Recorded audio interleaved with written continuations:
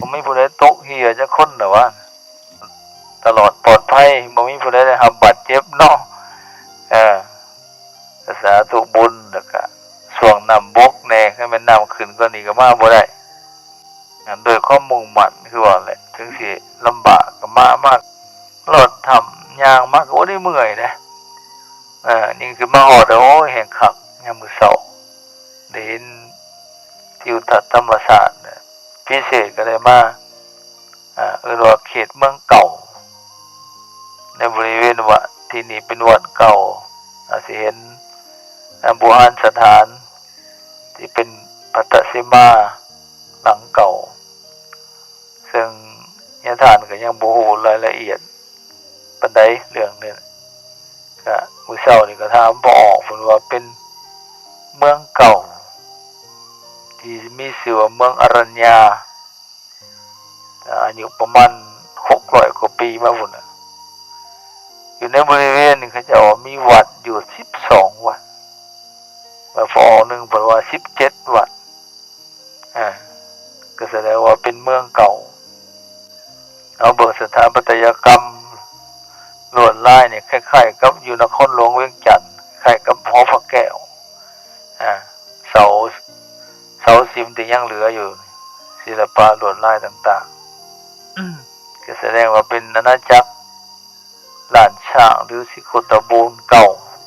ที่เคยเจริญรุ่งเรืองแต่เพิ่นเก่าขานหรือว่าเรามากกว่าสมัยนั้นมัน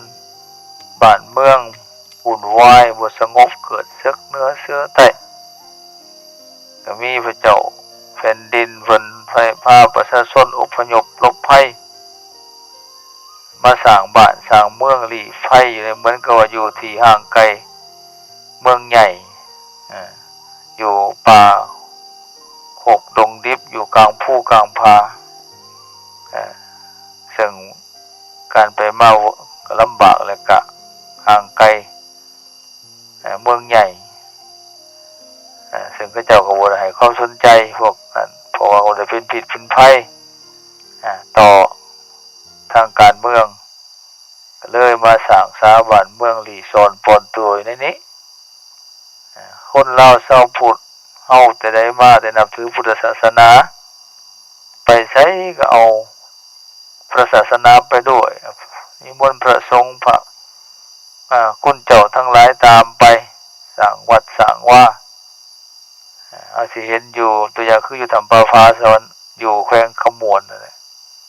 อยู่ทั้งถ้ำทั้งภูแล้วมีพระพุทธรูปเต็มอยู่อยู่ทั้งหน้าผาเดี๋ยวนี้เขาให้กันไดขึ้นแล้วเขาไปหาเจียไปเห็นเอาไปไว้ยังในถ้ำนั่นแหละบ่งบอกถึงเอาหนีภัยสงครามเขาปุ่นเขาลักเอาวัตถุมีค่าหรือว่าพุทธรูปหูห้อยต่าง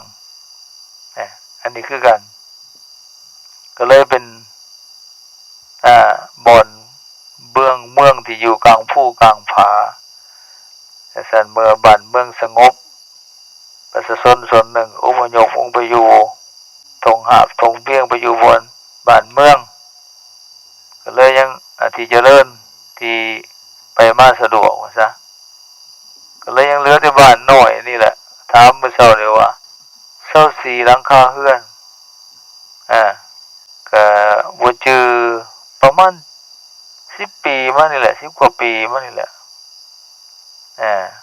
บ่เกิน20ปีแล้วพระอาจารย์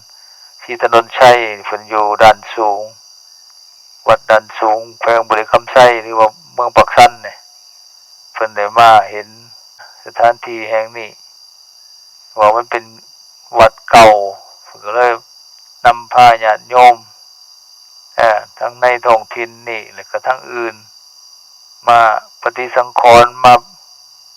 แผ่วทางบริเวณนี้